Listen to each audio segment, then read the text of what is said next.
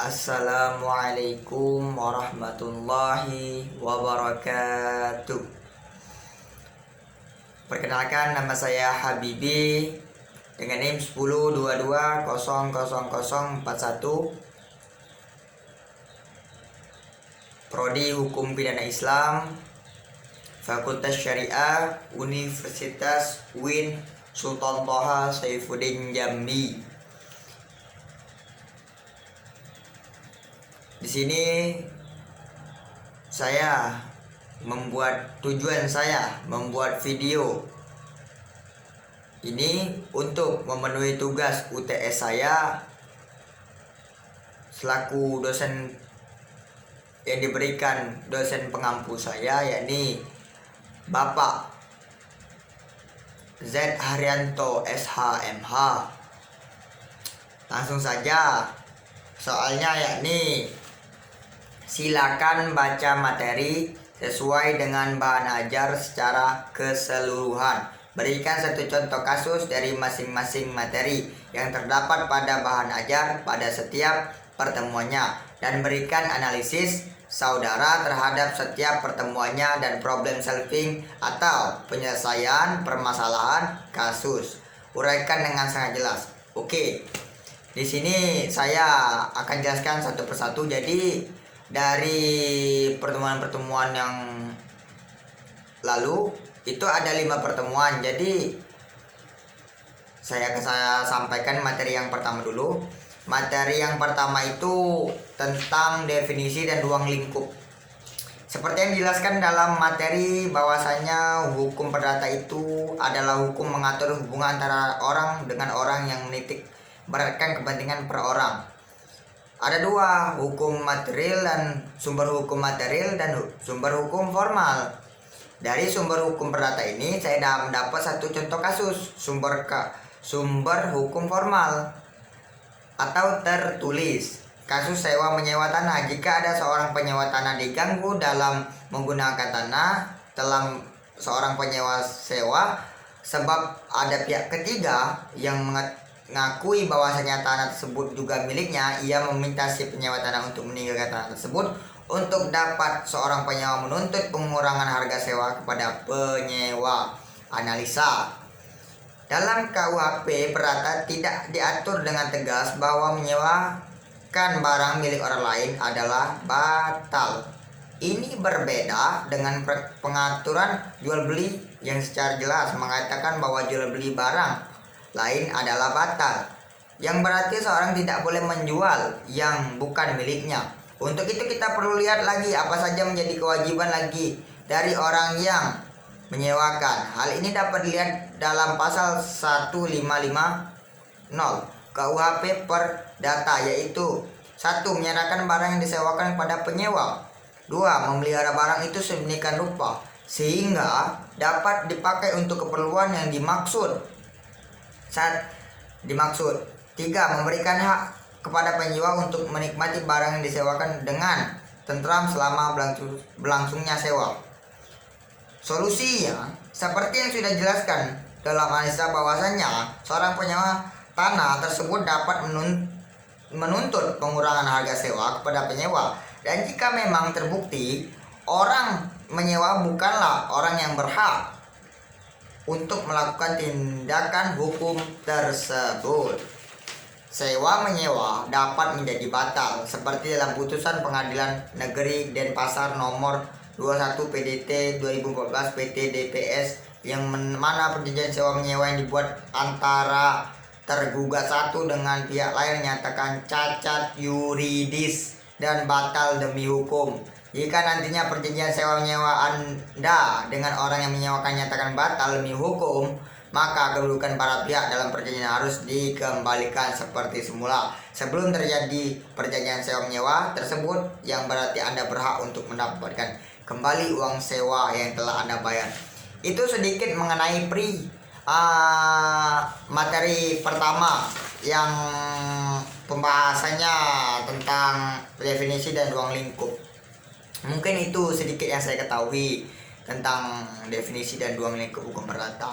Selanjutnya materi kedua tentang sejarah hukum perdata. Dalam sejarah hukum perdata dimulai ketika Belanda memerintah Hindia Belanda. Hukum perdata tersebut juga diterapkan di Indonesia. Sumber hukum tersebut kemudian dikodifikasi oleh BWD dan diterjemahkan ke dalam Kitab Undang-Undang Perdata (KUH Perdata). Dan pada tahun 1948, Kitab Undang-Undang tersebut berlaku secara resmi di Indonesia atas asas konkordansi atau asas politik. Dan dari sejarah hukum perdata tersebut maka dapat diberi sebuah kasus, yaitu kasus yang gugatan perdata karhutla senilai 3,15 triliun. Ini merupakan contoh kedua. Pada 2019 pemerintah melakukan koordinasi dengan pengadilan negeri guna mempercepat upaya eksekusi kasus kebakaran hutan dan lahan.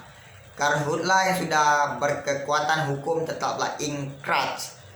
Direktur Jenderal Penegak Hukum Pemerintah SANI, Penegak Hukum Kementerian Lingkungan Hidup dan Kehutanan, Rasio Hidup SANI, mengatakan bahwa dari nilai total gugatan perdata kasus karhutla sebesar 3,15 triliun rupiah, jumlah yang disetorkan ke rekening negara pada waktu itu baru 78 miliar. Uang tersebut masuk ke rekening negara karena termasuk penerimaan negara, bukan pajak, ungkap Rasio Selasa 1 Oktober 2019. Sisanya pemerintah ketika itu masih proses upaya penegakan hukum. Salah satu contoh eksekusi di Pengadilan Negeri PN Nagan Raja Aceh senilai 360 miliar terhadap kasus karhutla yang berada di wilayah PT Kalista Alam.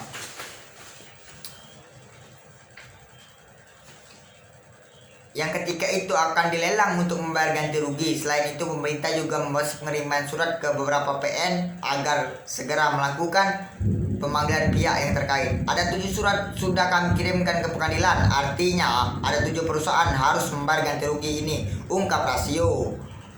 Rasio menjelaskan ketika itu ada 9 perusahaan ditetapkan sebagai tersangka dalam kasus karhutla. Pemerintah melalui KLHK telah ingkrah berdasarkan putusan pengadilan.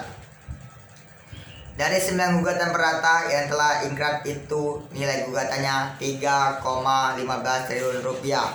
Jadi itu sedikit yang saya ketahui tentang sejarah dan sedikit kasus yang saya pahami. Selanjutnya ini masalah orang dalam, perihal orang dalam.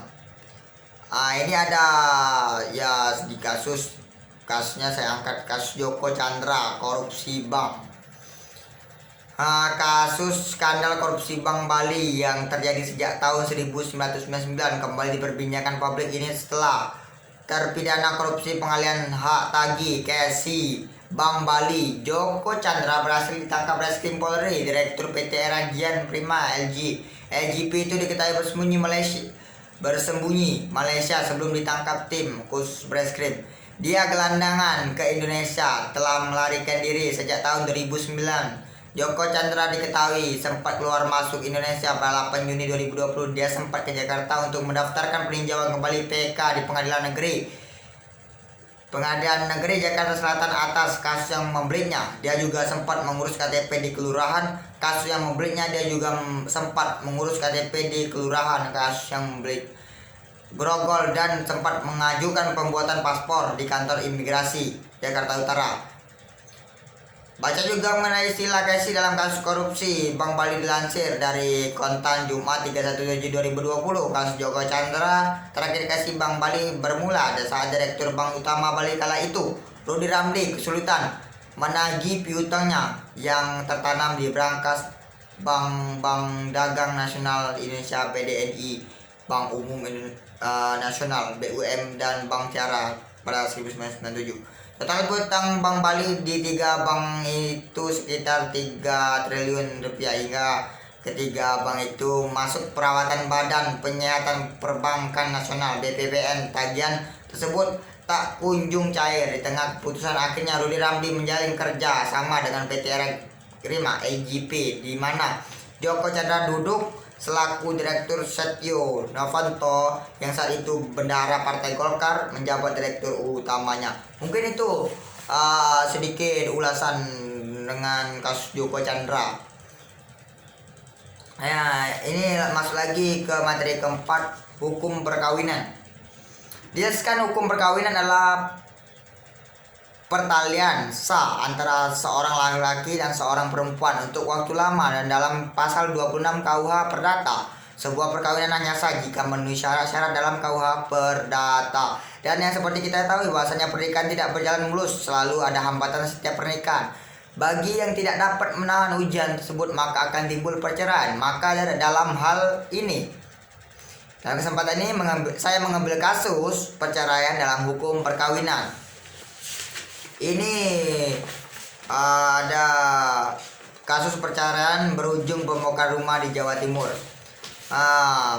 Kompaskom SE, perempuan asal Kecamatan Watulimo, Kabupaten Trenggalek, Jawa Timur, telah 10 tahun bekerja di Malaysia sebagai tenaga kerja Indonesia. Saat kembali ke tanah air akhir tahun lalu, SE mengajukan gugat cerai pada SS, suaminya, namun permintaan cerai itu ditolak oleh sang suami. Selama ini SS, sang suami, tinggal bersama seorang anaknya yang masih kelas 6 SD di rumah yang dibangun bersama-sama dengan istrinya di Desa Tasik Madu, Kecamatan Watulimo, Kabupaten Trenggalek. Karena sang istri terus mendesak untuk bercerai, sang suami pun meminta ganti rugi pembangunan sebesar 200 juta. Namun sang istri menyepakati penggantian sebesar 40 juta. Sayangnya, hasil kesepakatan mediasi pertama gagal. Mediasi kedua, sang istri tidak menyanggupi ganti rugi yang ditawarkan sebelumnya. Ia pun berkata agar suaminya membongkar rumah tersebut apabila tetap meminta uang ganti rugi. Mereka kemudian membuat surat persyaratan di Bubui Materai 6.000 yang berisi kesepakatan membongkar rumah. Surat tersebut ditandatangani pada 31 Desember 2019. Kepala Desa Tasik Madu Widyo Handoyo mengatakan pemerintah desa sempat melakukan mediasi agar rumah tersebut tidak dibongkar karena bisa diwariskan kepada anaknya. Namun mediasi tersebut kembali gagal. Sudah saya bilang jangan dibongkar, masih ada anak dan hak waris bisa ke anak pasangan SE dan SE, ujar Wingnyo. Tanggal 1 Januari 2020 pembongkaran rumah tersebut mulai dilakukan secara bertahap oleh sang suami. Puncaknya Jumat 3/1/2020 lalu rumah itu dirobohkan total dengan menggunakan 1 unit alat berat jenis ekskavator. Tiba-tiba sang suami merobohkan dengan alat berat. Sebetulnya ini tidak diizinkan karena di kawasan pemukiman penduduk, terang Wingnyo. Mungkin itu dari kasus perkawinan yang saya bisa dapat berikan. Selanjutnya ini ya dari kasus hukum keluarga. Materi hukum keluarga ini saya mengambil dari kasus keluarga PT Santos Jaya Abadi Kopi Kapal Api. Turut kapal api itu dilaporkan pemalsuan terhadap akta nomor 24 dan 25 tentang pengalihan saham milik almarhum Ahmad Rifat Anwar. Dilansir dari Kompaskom 27 Juni 2012. Dalam akta itu disebutkan almarhum Ahmad tidak lagi sebagai pemegang saham. Saham tersebut telah dialihkan seluruhnya sebesar 32 lembar kepada Indra Bujono dan 28 lembar saham kepada Sudomo Morgonoto. Namun akta tersebut dinilai janggal sebab ada kesamaan antara akta nomor 24 dan 25 dari tanggal, bulan, dan tahun. Akta nomor 24 dan 25 tersebut juga dianggap palsu karena sebelum meninggal almarhum Ahmad wafat pada 10 April 2020 mengeluarkan surat wasiat pada 25 Agustus 1999 bahwa dirinya masih memiliki saham 60% Kopi Kapal Api. Selain itu, sengketa lain melibatkan keluarga bos Kopi Kapal Api ini adalah gugatan Leni Setiawati dan Wiwi Sundari pada 2013. Dilansir dari Konten ID 20 Agustus 2019, Leni dan Wiwi merasa tak terima jika pembagian warisan termasuk PT Santos Jaya Abadi didasarkan pada wasiat sang ibunda. Poguan Cuan yang menyebut para anak perempuan hanya terdapat 10% dalam gugatannya. Leni dan Wiwi merujuk kepada pasal 852 Kitab Undang-Undang Hukum Perdata yang berlaku bagi golongan Tionghoa, menyebutkan hukum waris dari semua keluarga saudara dibagi tanpa ada perbedaan baik itu laki-laki maupun perempuan. Mungkin cukup sekian materi 5 materi dan 5 kasus yang saya telah sampaikan tadi, apabila terdapat kesalahan dan kekhilafan, saya mohon maaf dan sebesar-besarnya. Apabila terdapat kebenaran, itu datangnya dari Allah pribadi, dan terdapat kesalahan, itu datangnya dari saya. Saya mohon maaf apabila terdapat kesalahan kepada Bapak Z Arianto SHMH, dan saya meminta maaf kepada seluruh rekan-rekan, teman-teman, apabila dalam pembuatan video saya kurang jelas, kurang pas, kurang bagus, saya mohon maaf yang sebesar-besarnya. Saya akhiri, wallahu muwaffiq ila aqwamit thoriq. Wassalamualaikum warahmatullahi wabarakatuh.